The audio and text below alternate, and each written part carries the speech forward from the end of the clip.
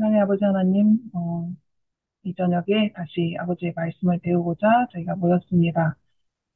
음, 오늘 성경 말씀을 통해서 우리의 마음이 새로워지고, 이 새로워진 마음이 새로운 삶이 될 수 있도록 인도하여 주시옵소서. 예수님의 이름으로 기도합니다. 어, 오늘의 제목은 주인이 예수님이라면 개라도 좋아요. 이렇게 적어봤습니다. 오늘 나오는 이야기들은 주로 이방인들이 많은 지역에서 활동하신 내용입니다. 그동안 우리가 쭉 보던 지도라서 좀 익숙해졌죠? 갈릴리 지역, 사마리아, 유대, 그리고 유대 아래쪽에는 이제 에서의 자손인 이두메, 그런데 헤롯 가문이 이 이두메 사람들이었다라고 하고요. 이쪽에 요단강 건너서 아래쪽엔 페레아, 위쪽 그 갈릴리 주변으로부터 조금 아래쪽까지 데가볼리라고 하는데 오늘 데가볼리가 언급이 되죠. 데가볼리만 나오면은 이 지도를 그대로 써도 되는데 오늘 나오는 지역은 이 지도 밖으로 나가서 두로와 시돈이라는 지역이 나옵니다. 그래서 갈릴리 지역으로부터 해서 새로운 지도를 하나 가지고 왔습니다. 음, 저 위쪽이 시돈이고요. 아래쪽에 두로 보이시죠? 두로와 시돈. 음, 그런데 이 두로와 시돈이라는 성경에 많이 등장한 이 두 지역이 모두 베니게라는 지역 안에 들어가고 있습니다. 다른 말로는 페니키아라고도 합니다. 베니게, 페니키아 같은 지역을 가리키는 말이고요. 성경에는 베니게로 나오는데 요즘은 페니키아라는 말을 더 많이 쓰는 추세인 것 같아요. 그래서 이 베니게 지역으로 가시면서 이 베니게 지역은 유대인이 거의 없는 이방인들 거주 지역입니다. 거기서 수로보니게 여인을 만나시고 아래쪽으로 쭉 내려오셔서 이 데가볼리 지역으로 오셔서 벙어리도 고치시고 4천 명을 먹이시는 이야기가 오늘 성경 공부 범위입니다. 자, 네 번의 유월절이 예수님의 공생의 기간에 나타나게 되는데 벌써 세 개의 유월절이 지나갔어요. 그리고 유월절은 3월 말에서 4월 초 경이라고 볼 수 있거든요. 요즘 달력으로 하면은. 근데 오늘 나오는 내용은 한 5월쯤 되지 않았을까라고 이제 얘기를 하더라고요. 그래서 두로와 시돈이라고 할 수도 있고 베니게 지방이라고도 할 수 있는데 거기서 한 이방 여인을 만나시고 또 갈릴리 동편 아래쪽 이방 지역에서 또 4천 명을 먹이신 이야기. 그래서 시간 범위를 대충 표시를 하자면 이쯤에다가 표시를 하면 되지 않을까 싶습니다. 네, 그 사복음서에서 지금까지 우리가 주로 다루던 내용이 갈릴리 봉사 기간이거든요. 유대 봉사 기간은 그 공간복음에서는 별로 다루질 않았어요. 예, 주로 갈릴리 봉사 이야기가 많이 나오다가 이제 그 갈릴리 봉사 기간이 끝나버렸습니다. 그리고 여기 표시에 보면은 물러나심 이렇게 표시가 돼 있는데 어떤 사람들은 물러나심이라고 하지 않고 공중봉사에서 은퇴하셨다라고 표현하기도 합니다. 그렇다고 은퇴하셨다고 사람들을 아예 안 만나고 그런 건 아니지만, 예, 여하튼 그런 표현도 사용하고 있습니다. 자, 일단 두로와 시돈, 베니게 지역, 피니키아 지역에 있는 두로와 시돈이라고 하면은 혹시 기억나는 장면들이 있습니까? 아유, 음소거 다 해놓고. 이세벨 아, 그 예. 첫애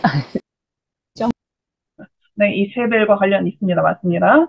음, 일단 오늘, 예, 그 나오는 이야기 말고도 마가복음 3장, 갈릴리 사역 갈릴리 봉사 기간의 이제 앞쪽 부분에 보면은 이런 말씀이 나옵니다. 유대와 예루살렘과 이두메와 요단강 건너편과 또 두로와 시돈 근처에서 많은 무리가 그가 하신 큰 일을 듣고 나아오는지라. 그러니까 예수님이 갈릴리에서 봉사를 하고 있던 기간에 한 1년 전쯤 되겠죠. 이미 그때 두로와 시돈에까지도 예수님 소문이 퍼져가지고 거기서부터 예수님을 보려고 이 갈릴리 지역으로 오던 사람들이 있었다라는 것입니다. 그러니까 직접 예수님을 본 사람들이 두로와 시돈 사람들이 많지는 않다 할지라도 소문은 날 수 있었겠죠. 자, 역대상 22장 4절에 보면은 또 백향목을 무수히 준비하였으니 이는 시돈 사람과 두로 사람이 백향목을 다윗에게로 많이 운순하여 왔습니다. 다윗 당시에는 두로 시돈하고 아주 뭐 원수지간처럼 그렇게 된다거나 서로 부정적인 관계는 아니었던 것 같아요. 다윗이 성전을 짓고 싶었는데 하나님이 그것을 허락하여 주지 않으시죠. 그래서 다윗은 무엇을 했냐면은 솔로몬이 성전을 지을 때 필요한 재료들을 많이 준비해 두었습니다. 그 중에 하나가 백향목이에요. 백향목 하면은 떠오르는 지역이 있습니까? 레바논? 예, 레바논. 레바논 지역이 이 지금 제 마우스가 잘 안 보이시겠지만 여기 파란색 그 표시를 해놨잖아요. 이 지역에서부터 쭉 산맥으로 있는 산 이름이 레바논 산맥이라고 있다고 합니다. 근데 그 산맥, 그 산에 백향목이 많았던 거죠. 근데 그 산맥의 일부분은 이스라엘에 속한 지역이고 일부분은 이 두로와 시돈에 속한 지역이라고 하는데 아마 그 이스라엘에 있는 백향목으로는 충분하지 않았던 것 같아요. 그래서 같은 산맥에 이제 두로 지역에 있는 백향목을 다윗이 요청을 했던 것 같습니다. 그래서 두로와 시돈이 다윗 시대에는 뭔가 긍정적인 내용으로 성경에 등장하는 것 같습니다. 그리고 왕상 열왕기상 17장 9절에 보면은 너는 일어나 시돈에 속한 사르밧으로 가서 거기 머물라. 내가 그거 과부에게 명령하여 너에게 음식을 주게 하였느니라 라는 말씀이 나옵니다. 여기 너는 누구일까요? 엘리야. 엘리야. 맞습니다. 엘리야. 엘리야가 아하방에게 가서 3년 반 동안 비가 내리지 않을 것이다 라고 선포한 다음에 처음에는 그리시네가라는 곳에 있다가 나중에는 시돈에 속한 사르밧으로 갔다라고 거기 있는 과부에게로 갔다라고 나오는데요. 어, 히브리어로는 사르밧이고 헬라어로는 사렙다입니다. 그래서 예수님이 나중에 이 내용을 언급하실 때 사렙다에 있는 과부라고 하는 그런 표현을 쓰셨어요. 그러니까 사렙다가 여기 나온 사르밧입니다. 자, 엘리야가 아하방과 이세벨을 피해서 도망한 곳이 사렙다, 사르밧이었잖아요. 그런데 아까 추현희 집사님이 언급한 것처럼 이 사르밧은 사르밧이 아니라 시돈이라고 해야 더 정확할지도 모르겠지만 시돈, 사르밧 이곳은 이세벨의 고향이기도 했습니다. 그러니까 이세벨을 피해서 이세벨의 고향으로 들어간 거죠. 마치 그 저는 그거 보니까 그게 생각나더라고요. 모세를 구하기 위해서 나일강에 던진 그런 격하고 비슷하게 느껴지는 거죠. 자, 오늘의 첫 번째 이야기는 수로보니게 여인입니다. 마태복음 15장 21절부터 나오는 이야기죠. 예수님이 거기서 나가사라고 했는데 여기는 그 갈릴리 지역입니다. 가버나움이나 베세다 이쪽 지역이겠죠. 거기서 나가사 두로와 시돈 지방으로 들어가시니 가나안 여자 하나가 그 지경에서 나와서 소리질러 이르되 주 다윗의 자손이여 나를 불쌍히 여기소서 내 딸이 흉악하게 귀신 들렸나이다. 네. 어, 갈릴리 전도 사역이 무려 마태복음 기준으로 봤을 때 마태복음 4장부터 15장까지 이어지고 있어요. 마태복음이 28장까지 있긴 하지만 순환 주간을 무척 자세하게 다룬 것을 이제 제외한다면 이 갈릴리 전도 사역이 엄청난 그 지면을 차지하고 있는 내용이었죠. 근데 그 갈릴리 전도 사역이 드디어 끝나고 예, 그런 공중 사역에서 은퇴를 하시고 제자들과 좀 더 시간을 보내려고 하셨던 것 같습니다. 그래서 두로와 시돈 지방으로 들어가셨어요. 자, 두로와 시돈이라는 지역은 두 도시의 거리도 상당한 거리가 있기 때문에 정확하게 계산할 수는 없지만 갈릴리 호수로부터 계산을 해본다면 대략 50km에서 60km 정도 걸리는 거리입니다. 그걸 걸어가신 거잖아요. 우리가 예전에 예수님이 사마리아 우물가 여인을 만나기 위해서 최소 24km, 더 멀었으면 30km 정도의 거리를 걸어가셨다. 아침 일찍 일어나셔가지고. 그래서 한 대여섯 시간은 좋게 걸어가셔서 이 여인을 만나신 것이다. 라는 부분에서 감격을 했었는데, 오늘은 그거의 두 배입니다. 그죠? 예. 그러면은 아침 일찍 출발하셨으면은 오후 늦게나 저녁에 도착하신 거죠. 하루 종일 걸어서 가야 겨우 닿을 수 있는 그런 거리에 예수님이 가셨는데, 아, 한 여인이 예수님을 향해서 소리를 지르는 겁니다. 뭐라고 소리를 질렀어요? 주 다윗의 자손이요. 이 표현은 우리 교과 공부하면서도 여러 번 나왔는데, 예, 메시아를 가리키는 표현이라고 했습니다. 그러니까 예수님을 향해서 이방 여인이에요. 유대 여인이 아니고, 메시아여 나를 불쌍히 여기소서라고 소리 지르는 거죠. 근데 예수님이 그렇게 열심히 거기까지 가셨으면서 못 들은 척, 무관심한 척, 냉정하신 척 이렇게 하십니다. 대답도 한마디도 안 하고 계속 여자는 쫓아오고 그러니까 제자들이 예수님 눈치를 보다가 아, 예수님도 이 여자가 싫은가 보다라는 생각을 하게 만드신 거죠. 그러니까 이제 제자들이 저 여자 계속 우리 뒤에 오면서 소리 지르니까 예수님이 한 말씀 하셔야 돌아갈 것 같아요. 뭐 이렇게. 그러니까 예수님이 가라고 해주세요. 그랬더니 예수님이 이 여자를 향해서 뭐라고 하십니까? 나는 이스라엘 집에 잃어버린 양 외에는 다른 데로 보내심을 받지 아니하였노라. 라고 차갑게 말씀하시죠. 이 부분은 우리 태훈쌤이 교과 공부 지도를 했는데, 이 부분을 가르치면서 그러셨어요. 예수님이 발연기를 하셨다. 이렇게. 연기를 너무 못하셔가지고, 여자가 예수님의 마음을 눈치챘다. 뭐 이렇게. 기억나십니까? 기억 안 나도 괜찮아요. 네. 자, 먼저 예수님이 그곳에 가신 이유, 두로와 시돈에 가신 이유가 몇 가지가 나오더라고요. 시대의 소망을 읽다 보니까. 정리를 좀 해봤습니다. 첫 번째, 예수님이 갈릴리 사역을 하면서 사람들을 엄청 많이 만나시고 또 가는 곳마다 바리새인들, 뭐 서기관들 오면서 얼마나 힘들게 했어요. 그래서 예수님을 아는 사람이 훨씬 더 적고 그다음에 그 지도자들의 적대시하는 지도자들을 훨씬 더 만날 가능성이 없는 한적한 곳으로 이제 가시기 위해서 유대 지역을 벗어나는 거죠. 유대인들이 많은 지역을 벗어나신 거예요. 자, 이것도 하나의 목적이었고 그리고 또 한 가지의 목적은 예수님은 이 여자가 자신을 너무너무 만나고 싶어 하고 있고 그 여자에게 꼭 필요한 것이 있다라는 것을 알고 계셨기 때문에 그 여자를 만나러 가셨어요. 지금 만나러 갑니다. 이제 그런 거였죠. 그런데 그게 전부가 아니고 또 있었습니다. 이 유대인들은 이방인들을 거의 개 취급했잖아요. 사마리아 사람만 그렇게 취급한 게 아니라 하나님을 모르고 하나님을 섬기지 않는 이방인들을 다 그런 식으로 어, 좀 못난 계층으로 생각을 하고 자기들은 거룩하고 그러니까 이렇게 담을 하나 세워놓고 어, 상종도 하지 않으려고 하는 그러한 족속이었는데 그 유대인들이 가지고 있는 사상이 제자들을 다 지배하고 있었던 사상이기도 했던 거죠.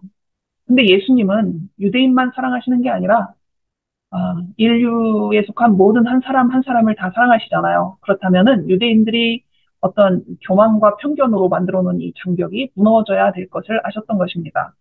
그래서 제자들에게 실물 교훈으로 실질적으로 예수님이 이방인들을 어떻게 만나시는지, 어떻게 대우하시는지를 보여주시기 위해서 제자들 교육 차원으로 데리고 가시기도 한 거죠. 그러니까 여러 가지 목적이 있어서 이 지역으로 오셨던 것입니다. 그런데 그랬던 예수님이 여자를 보고서는 이렇게 냉정하게 말씀을 하셨던 거죠. 예수님이 이렇게 말씀하신 이유는 어, 다시 한번 표현을 빌자면 성대모사를 하신 거라는 거죠. 예. 유대인들이 이방인들을 향해서 이런 식으로 말하고 생각했던 것을 예수님이 그대로 표현을 해보시는 거예요. 그런데 사실은 그 말씀을 인용하시면서 나중에 당장은 제자들이 이해하지 못할 것을 아셨겠지만 나중에 이 상황을 제자들이 다시 기억하는데 도움이 되도록 하셨던 거죠. 그리고 그것이 유대인들이나 제자들에게는 잘못된 생각임을 가리키는 책망의 말씀이었던 것입니다. 근데 이제 오늘 내용을 쭉 보시다 보면 알겠지만 확실히 제자들은 제대로 이해하지 못하긴 했어요, 당시에. 예수님이 이렇게 말씀을 하셨는데 여자가 계속 요청을 하죠. 절하며 이르되 주여 저를 도우소서. 예수님이 이번에는 좀 더 심하게 말씀을 하십니다. 자녀의 떡을 취하여 개들에게 던짐이 마땅하지 않다. 자, 여기 개들이라는 단어가 예수님이 한번 사용하시고 여자가 한번 사용을 합니다. 이거 되게 기분 나쁜 얘기일 수 있잖아요. 그죠? 네. 그런데 이 여자는 그 개들이라는 단어에서 예수님에게 힌트를 하나 얻습니다. 어떤 힌트였습니까? 개들이 그냥 개가 아니라 더 좀 친근하게 느끼는 개, 아까 그런 뜻으로 말한 단어였던 것 같아요. 태훈 쌤이 네, 얘기했었을 때. 맞아요. 그 헬라어로 키나리온이라는 단어였는데 그냥 일반적으로 유대인들이 이방인을 지칭할 때 사용하던 그런 개, 뭐 밖에서 이렇게 돌아다니는 무섭고 별로 만나고 싶지 않은 그런 종류의 개가 아니라 집에서 기르는 사랑스러운 작은 개라는 요즘 말로 하자면 반려견이라는 의미의 키나리온이라는 단어를 사용해서 말씀하신 거예요. 근데 이 절박한 여인이 예수님이 사용하신 키나리온에서 더 확실한 힌트를 얻게 된 것입니다. 예수님 저를 지금 퀴나리온이라고 하셨습니까? 맞습니다. 저는 예수님 집에서 퀴나리온이라면은 개라도 괜찮습니다. 왜냐하면은 그 작은 반려견은 주인이 주는 거 먹을 권리가 있는 개니까요. 이렇게 말하는 거죠. 뭐 당시에는 요즘처럼 개가 그렇게 어, 거의 자식 같은 대접을 받지는 않았겠지만 그래도 예, 그렇게 사랑받는 개들은 주인이 먹을 거 챙겨주지 않습니까? 저는 그거라도 족합니다. 라고 얘기하는 거죠. 어, 이 여인은 기회가 왔다는 것을 알았다. 예수님의 표면상의 거절 그 이면에 숨길 수 없는 긍휼하심이 있음을 그 여인은 보았다. 라고 표현하고 있습니다. 예수님의 표정, 어떤 태도, 그리고 사용하신 단어, 이런 것들에서 이 여인은 이분이 말은 지금 이렇게 하시지만 나를 나의 기도를 들어주시는 분이다라는 더 확신이 더 커졌던 거죠. 이 여인은 실제 예수님을 본 적은 이전에는 없었습니다. 소문만 들었던 거죠. 근데 이방 지역이었기 때문에 자신이 섬기는 신이 따로 있었어요. 어떤 신을 믿든지 간에 사람들은 어려움을 당하면 자신이 믿는 신에게 첫 번째로 기도를 하겠죠. 이 여인도 자기의 신을 향해서 열심히 간구를 하고, 예, 또 필요하다면 제사도 드리고, 그 재물을 사기 위해서 돈도 많이 썼을 것입니다. 하지만 아무런 효과가 없었어요. 그러던 중에 예수님에 대한 소문을 들었고 희망이 생겼어요. 과연 이 사람이 우리 아이를 고쳐주실 수 있을까? 소문을 조금씩 더 들을수록 희망이 더 생겼죠. 그분은 한 사람도 거저 돌아가도록 하시는 적이 없으시다. 남자든 여자든 이방인이든. 그전에도 이방인을 고친 적은 있으니까요. 드디어 그 여인에게 기회가 왔던 거죠. 아이는 너무나 심각해서 엄마랑 같이 올 수 없었을지도 몰라요. 그러나 엄마의 간절한 마음을 가지고 자기 동네 가까운 데 오신 예수님을 놓치지 않았던 거죠. 그리고 예수님의 냉정한 말 속에서도 아, 그 이면에 있는 긍휼하심을 발견하고 끝까지 매달립니다. 그리고 결국 그 여인의 믿음대로 그 아이는 치유함을 받게 됩니다. 해피엔딩이죠.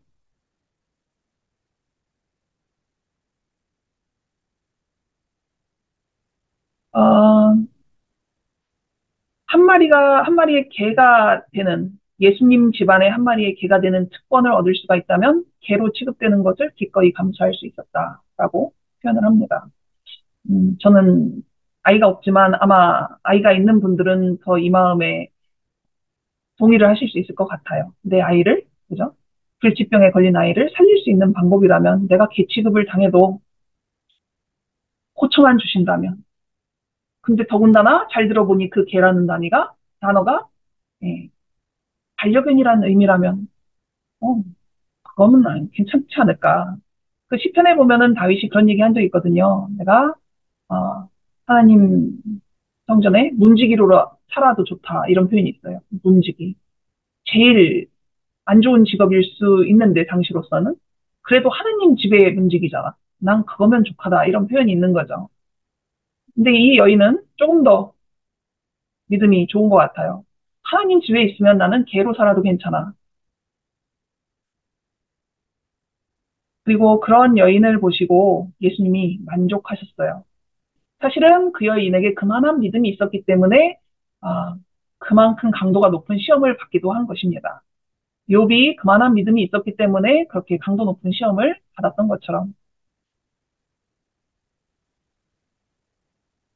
그런데 예수님은 이런 말씀을 하셨지만 실제 예수님이 하고 싶으셨던 얘기는 우리 집 개라도 될래? 이런 얘기가 아니었던 거죠. 그 여인이 더 이상 외인이 아니요. 하나님의 집의 자녀가 됨을 보이셨다. 개로서의 권리가 아니라 자녀로서 하늘 아버지의 선물을 받는 것은 그 여인의 특권이다. 라고 말씀을 하십니다. 그리고 처음에 예수님이 하신 말씀 중에 이스라엘의 잃어버린 양에게로 보냄을 받았다라고 했는데 그 표현을 사실은 별로 생각을 안 할 때가 있죠. 그냥 흔히 생각합니다. 아, 이스라엘의 어린 양, 잃은 양, 그러면은 이스라엘 유대인 중에 믿음에서 떨어져 나간 사람, 이렇게 생각할 수 있지만, 하나님이 이스라엘이라는 민족을 택하시고 그 나라를 세우실 때는 그들을 통해서 주변에 있는 국가와 주변에 있는 민족이 하나님께로 돌아오도록 하기 위함이었잖아요. 그렇다면 선택받은 민족 유대인에게 잃어버린 양 같은 사람들은 하나님 잘 믿는 자기들이 아니라 하나님을 잘 모르는 주변 나라의 민족이었던 거죠. 이 여인은 이스라엘이 구원해야 할 잃어버린 양 중에 하나였다. 그리스도께서 하고 계셨던 일이야말로 그들이 무시했던 일, 곧 그들에게 지정된 사업이었다. 예수님이 하신 일이 사실은 유대인들이, 이스라엘 사람들이 하고 있었어야 됐던 바로 그 일이었던 거죠.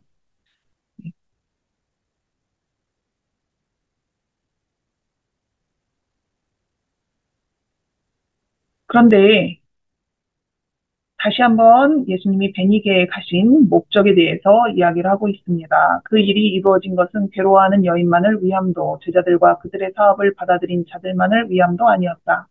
이는 너희로 예수께서 하나님의 아들 그리스도이심을 믿게 하려 하며 또 너희로 믿고 그 이름을 힘입어 생명을 얻게 하려 함이었다. 유대인과 이방인을 가로막은 담을 쌓은 정신이 아직도 활동하고 있다. 교만과 편견이 서로 다른 계층의 사람들 사이에 강력한 분리의 벽을 구축해 놓았다. 그러나 그들로 그리스도에게서 차단당했다고 생각하지 말도록 하라. 사람이나 사탄이 구축한 장벽들 가운데 믿음이 뚫고 들어갈 수 없는 장벽은 하나도 없다. 유대인들이 세운 엄청난 장벽이 거기에 있었습니다. 벽 한쪽에서는 여인이 그 벽을 믿음으로 뚫고자 하고 있었고 다른 한쪽에서는 더 큰 힘으로 예수님이 사랑으로 그 벽을 무너뜨리고 있었던 거죠. 제자들은 그때는 그 벽을 무너뜨려야 된다는 것을 충분히 이해하지는 못하고 있었던 것 같습니다. 그 일이 있은 후 예수님이 데가볼리를 통과해서 갈릴리 호수로 갔다라고 했는데 데가볼리가 요즘 이 지역입니다. 색깔로 표시됐으니까 저 위에 드로아 시돈 지역에서 이 갈릴리 지역으로 오시는데 유대 지역은 뭐 거치지 않으셨든지 거쳤더라도 사람들이 보이지 않는 경로를 통해서 이쪽으로 오셨던 것 같아요. 근데 대가볼리 하면은 어떤 사건이 생각이 나십니까? 거라사의 그 광인? 예, 맞습니다. 여기 거라사가 보이죠? 이 거라사라는 도시가 도시인지 동네인지 이 대가볼리의 이제 끝부분에 해당하는 그런 동네였던 것 같습니다. 일단은 데카폴리스라고 하는 이름이죠. 데카는 열이라는 뜻이고 폴리스는 도시라는 뜻이어서 이 데가볼리에는 큰 도시가 10개가 있지 않았을까. 그런데 이 지역은 주로 이방인들이 거주하는 지역이었고 물론 유대인이 하나도 없지는 않았지만 이방인이 우세하는 그런 지역이었던 거죠. 그리고 예, 좀 아까 말씀해 주신 것처럼 거라사에서 무덤 사이에 있던 귀신 들린 사람들이 나중에 예수님 저희도 데려가 주세요 이렇게 하는데 예수님이 너희 가족에게 가서 전하라라고 하셨잖아요. 그때 이들이 가족에게만 전한 것이 아니라 데가볼리에 말씀을 예수님에 대해서 전했다라고 했는데 수개월이 흐른 다음에 지금 예수님이 그 지역에 다시 오신 거예요. 거라사는 아닐지라도 데가볼리 지역에. 그리고 그때 오셨을 때 사람들이 보인 반응이 이 사람들의 성교의 결과라고 우리가 볼 수 있죠. 그런데 32절에 보면은 귀먹고 말 더듬는 자를 데리고 예수께 나와 안수하여 주시기를 간구하거늘 이라는 표현이 나옵니다. 이 사람은 귀가 먹고 말을 더듬었지만 볼 수 있었고 걸을 수 있는 사람인데도 불구하고 사람들이 데리고 왔어요. 데리고 온 거를 이것도 교과 시간에 나왔던 건데 그냥 이 사람이 오고자 하는 의지가 없었기 때문에 사람들이 억지로 데리고 온 겁니다. 끌고 온 겁니다.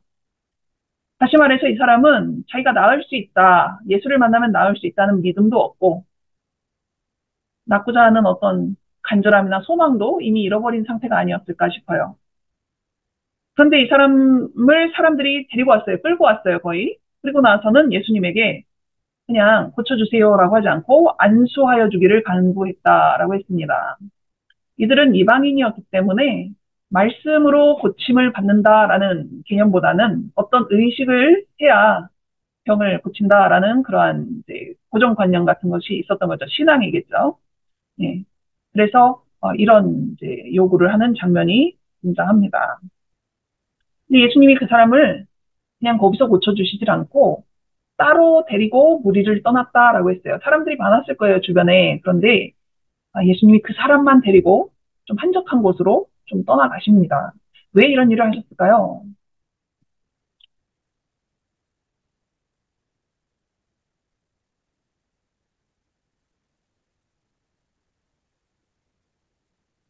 이 환자는 믿음도 없고 소망도 없는 상태였잖아요. 예수님이 일단은 이 사람과 사귈 기회가 좀 필요하다고 느끼셨던 것 같아요. 그런데 그렇게 막 사람들이 잔뜩 있고 이 사람은 뭐랄까, 기운도 없고 나쁘지 않은 욕망도 없는데 거기서 고쳐주실 수 있는 게 아니어서 이 사람과 따로 어느 정도 같이 걸어가시면서 손을 잡았는지 어깨 동무를 했는지 그것은 알 수 없지만 뭐 말씀을 많이는 하지 않으셨겠죠, 이때는. 왜냐하면 아직 고침을 받기 전이니까.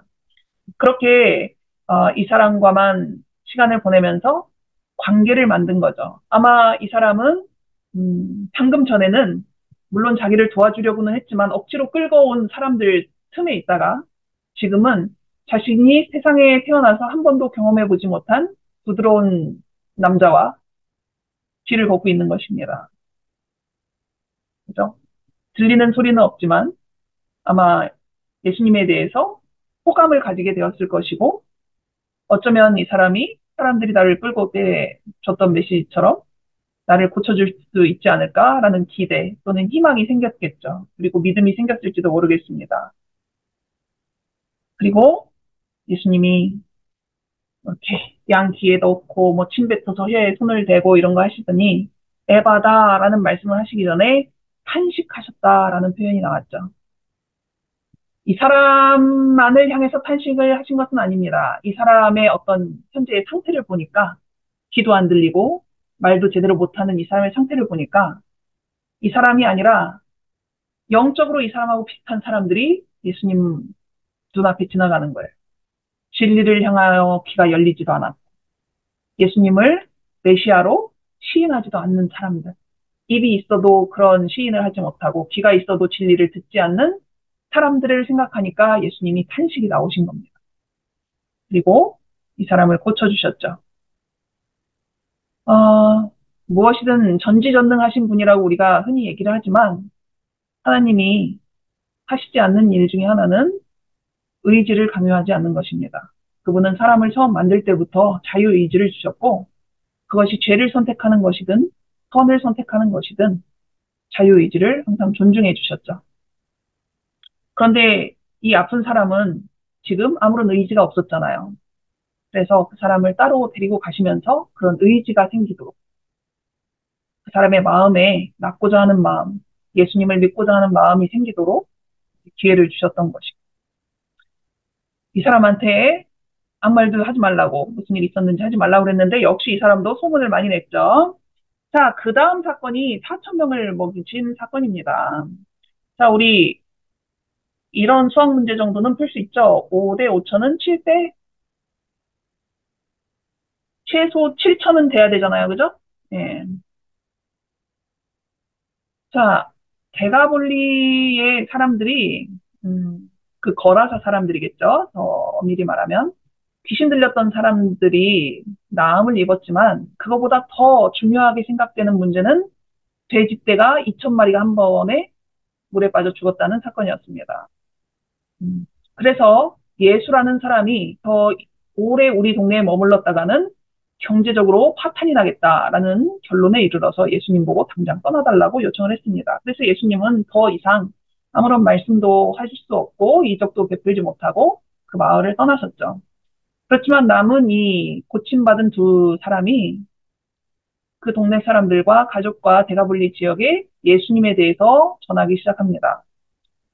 예수님은 이미 떠나가셨는데 다시 한번 예수님에 대한 이야기를 듣다 보니까 이 동네 사람들, 대가볼리 지역 사람들이 아, 우리도 예수님 좀 만나봤으면 좋겠다라는 생각이 들기 시작했어요.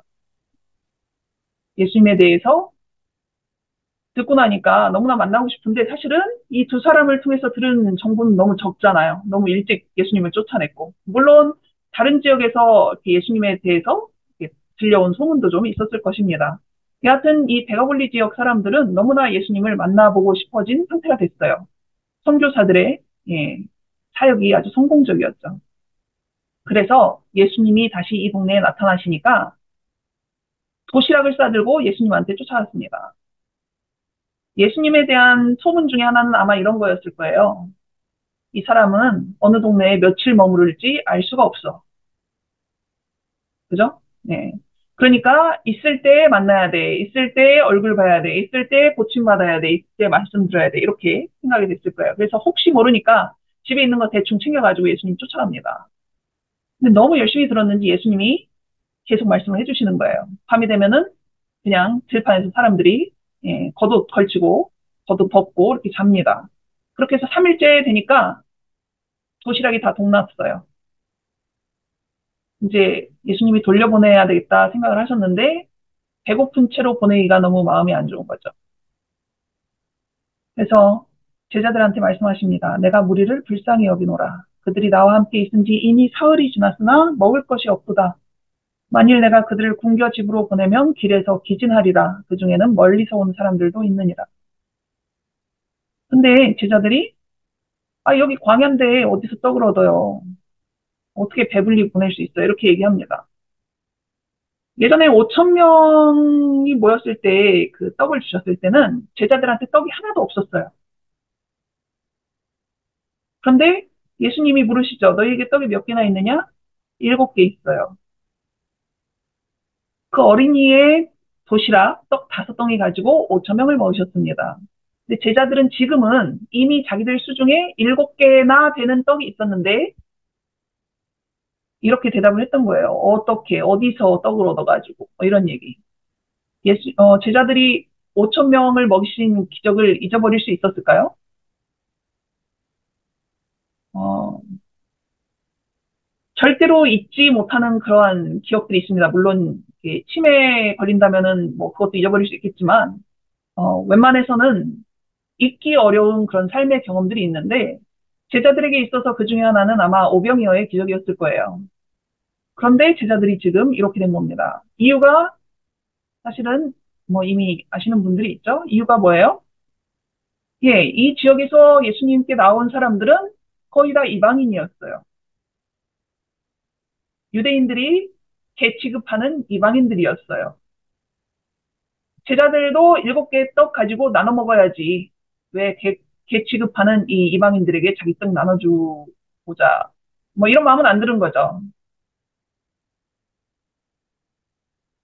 베세다에서 5천 명을 먹으실 때는 유대인이었으니까 괜찮아. 나눠줘도 돼. 우리 민족이잖아.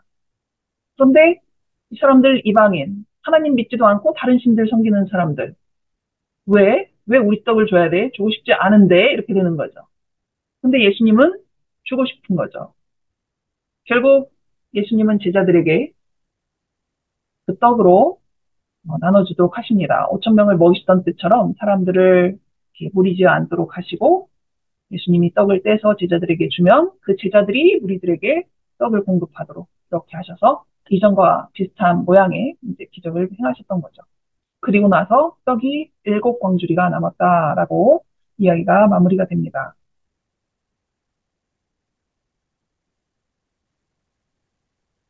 오늘의 주인공은 아무래도 이 베니게의 여인이었을 것 같아요.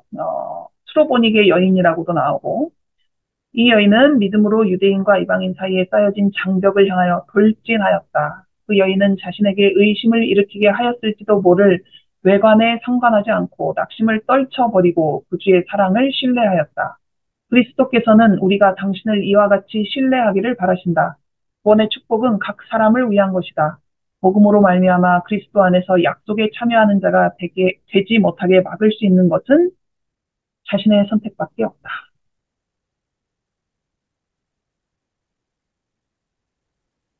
자, 우리에게도 눈으로는 보이지 않지만 우리 마음에 있는 영혼에 있는 장벽이 있을지 있다면 어떤 종류의 장벽인지, 혹은 우리가 그런 장벽을 만들고 또는 지키려고 하는 사람인지, 그런 장벽 앞에 마주하면은 우리는 포기하는 사람들일지 아니면 이 여인처럼 돌진하여 어떻게든 무너뜨리려고 하는 사람들일지 이런 생각들을 해보았습니다. 여러분의 대답은 무엇일까요?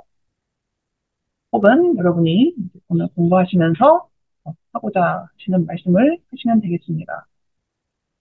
자, 그러면 김지아 집사님 기도하시고.